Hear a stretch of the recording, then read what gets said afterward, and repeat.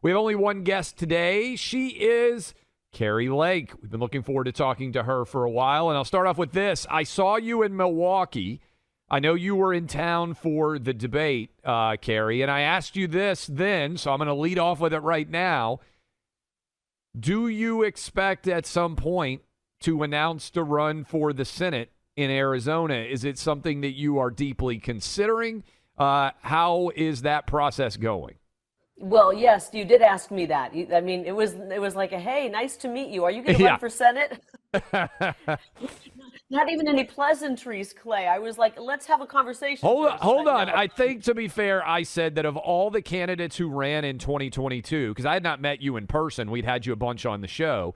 I said that I thought you ran the best campaign, and that's something that I've said on this show for a long time, and you were a great guest as well. So I did say that, but then you're right. I immediately jumped in and said, okay, give me the gossip. Are you going to run? So I'll start off. It's the same question that I've still got. Tell me about Arizona. Tell me about the Senate idea.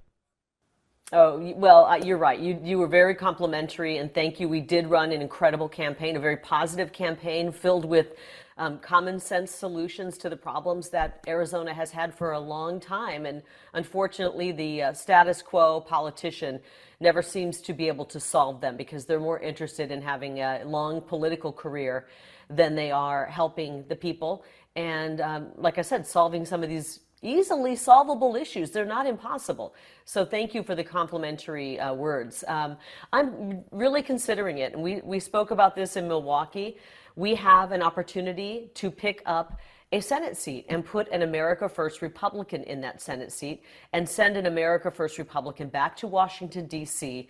to actually help propel President Trump's Agenda 47, which is, I believe, the answer to getting us out of the mess that Joe Biden and this corrupt administration has inflicted on America and, frankly, on the world. So we're running, we would be running against a couple of hardcore leftists, Kyrsten Sinema, who has now tried to become a chameleon and act like she's an independent when she's the furthest thing from it. She votes in lockstep with Joe Biden.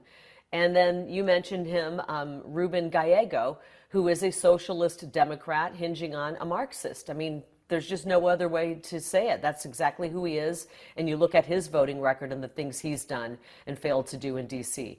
So I'm giving it a lot of thought. I will probably be making a decision here in the next month or so. And if I decide to jump in, I will jump in with the intention to win and go to D.C., represent the good people of Arizona. And rather than getting in the way of President Trump in his great agenda, like so many senators and congressmen have done over the last several years, I will actually help support that agenda because it is chock full of great solutions to some of the really serious problems we're facing. Okay, well, we'll convey an invite because we've got a monster audience all over the state of Arizona, and we love everybody out there listening. I believe we're number one in Phoenix. If and when you decide to announce for the Senate, we would love to have you partially do so on this program. So open invite to you in the event that decision is made. I appreciate that. I will note that and truly, really consider it. You guys have a great show. You have been, broadcasters and commentators for a long time, and you understand where the people are. So thank you for that. So, Kari, Arizona's got some problems, as I understand it, with how it runs elections. There are some issues. You know quite a bit about this. Understatement of the century. Yeah. And so I often get with this audience, we're always doing a few things at the same time. We're talking about what's going on now, where we're going, how we get to the place as a country we want to get to and what it requires. And with that in mind, people will write in or they'll call in and they'll say, Buck, you and Clay are trying to get us fired up, focused on the issues, do what you can from the grassroots level, get out there and try to deliver this country back into the hands of America First governance. But Arizona's broken. What are we doing to fix Arizona? We'll get this email. We'll get these calls. You would know. Is it fixed? Is it still a problem? Are we going to have any issues in 2024, whether it's for president or Senate seats or whatever, when it comes to elections in your home state? Well, thank you for asking that question. So many people shy away from talking about our broken election system, and I applaud you for even having the courage to bring it up, because it is courage now to be in broadcasting and bring up the very fact that our elections are broken. They're fraught with fraud, and they're being rigged around this country. We saw it in 2020, and Republicans know it. Independents even believe it, a great number. 60% of independents say our elections are broken and fraught with fraud, and even 40+% of Democrats believe it as well. So we've passed a tipping point where the majority of Americans say we've got to reform our elections. It's not comfortable being on the front lines of the election integrity fight, because you get called names, but I frankly, I'm 54. I don't care what names they call me. I'm a middle-aged woman. Call me whatever you want. I just want to have a country for my children to grow up in. So we are getting victories. There was just a court victory in the last week about these election mail-in ballots when it comes to the signature verification, that they have to go now when they match these signatures. They have to be matched with the signature that you put on your voter registration, because they're pulling signatures from God knows where and matching them, or not even matching them at all, as we've proven. They take 2 seconds or 1 second to match a signature. That's not even time to take a look and compare. So we are continuing to fight, Buck. We have several court cases, including one that's moving into the Ninth Circuit Court of Appeals, trying to get rid of these disgusting voting machines that are made. The components of them are made by our adversaries. The manufacturers won't even open up the hood and show us what's underneath and show us how they work. And we know that they can be programmed and corrupted. We have proof of that. So we're pushing that case forward. I have another case that I'm fighting in Maricopa County, and a judge just gave us a 2-day trial to get a hold of the envelopes that people mail back their ballots in, to show and prove again that there are no signatures on these, or they are not matched signatures. I think when the people of Arizona and this country realize how much fraud is tied up in these mail-in ballots, they are going to be horrified. And I'm also being sued by a government official, an election official, an elected official, for defamation, for having the courage to speak out. So I'm continuing to move forward with these election cases in going forward, so that 24 we do have a fair election. And we're also going to push for injunctive relief to have oversight with these people. We can't have the same corrupt people running our elections again in 24. But I think something interesting may happen, and I was just reading about this today, and maybe you've already talked about it. RFK Jr., Robert F. Kennedy Jr., is talking about running as a third-party candidate.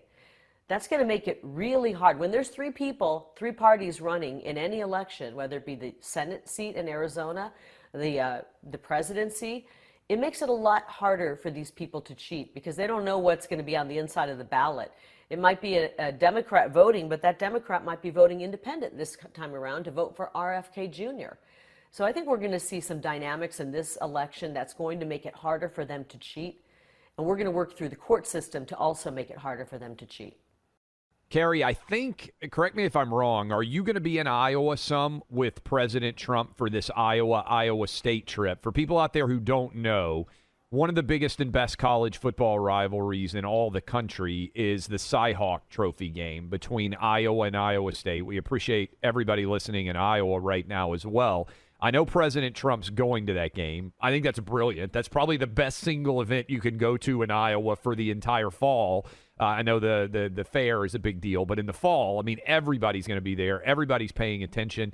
Buck, this would be a fun game for us to go to sometime. I've never been. I'd love to go. And as a part of that, Kari, if you're going to run in the Senate, obviously, not only do we need you to win and Republicans to take back that Senate seat, also Trump or whoever the Republican nominee is would have to win in Arizona. How much of a tandem campaign do you think you could run, and how powerful would that be? Well, let me first start. I'm going to take you back to the beginning of that question. The Cy-Hawk game is one of the great games. I grew up in Iowa. That's right. That's right. You're a University of Iowa graduate, right? You're a proud Hawkeye? I'm a Hawkeye, and I hope and pray the Hawkeyes win. I know I may have just made a bunch of Cyclone fans mad, but that's okay. And I've been communicating with President Trump. I told him, play it safe and wear a gold or yellow tie. Don't go red this time, because then all the University of Iowa fans will think you're rooting for the Cyclones. Oh, yeah. So I think it's a brilliant play. It's not only one of the great rivalries in football. The entire state of Iowa pays attention to that game. They either go to the game, they watch it on TV, they pay attention to that game. If you could reach every single Iowan in one fell swoop, it would be by going to this game. So I think it's a brilliant move by President Trump to go to that game. It's a brilliant political move. He'll have a great time. The people of Iowa are just the most incredible, nice people you'll ever meet. And so I give him very high marks for going to that. I hope that deep down he's rooting for the Hawkeyes, but he'll probably play it safe and just be rooting for Iowa. Now, running a tandem campaign, I'm going to do whatever I can to help President Trump win. And it's because I recognize the moment we are finding ourselves in history. This is a pivotal moment in American history and, frankly, in human history. And we know that President Trump can do the job. He can withstand the nonstop attacks because he's proven that he's almost a giant when it comes to handling these attacks. And he can get in there and turn things around. We've seen him do it already. He had an incredible 4 years.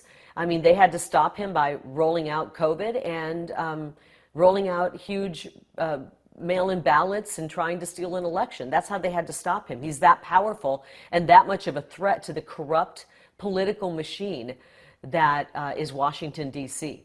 That's why Dick Cheney, by the way, says he's a threat. He's a threat to Dick Cheney's way of life. He's a threat to Dick Cheney's political machine, which is a warmongering machine. Remember, guys, it was 3 years ago, I think, next week on the 15th, that President Trump signed the amazing Abraham Accords and brought peace to the Middle East, something that we were told was never going to be possible. He did that with a nonstop incoming from people, including in his own party, and against all odds created the Abraham Accords, which I think he really earned a Nobel Peace Prize for, although I don't think he'll ever get one because that's a pretty corrupt entity. So we know that President Trump can do the job. I will not change if I do run. I'm going to run the way I have always run and the way I ran for governor, with common sense approach to our problems. These are not solutions that are Republican solutions. These are solutions that are putting America first, putting Arizona first. And we have too many politicians in D.C.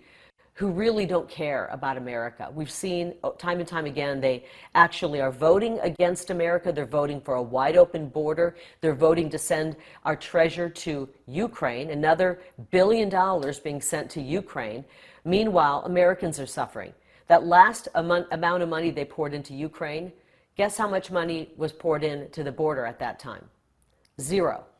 And we have a wide open border, and we have an infiltration and an invasion at our border, and we're going to lose our country. And so I'm going to just fight every day if I decide to run. And I'm also going to be fighting to help President Trump win, because I believe he is the man who can help save America and really save the world. Because if America falls, there's not much hope for the world. Kari Lake, everybody, who might be announcing a Senate run on this program in the near future. Thank you, Kari. We appreciate it.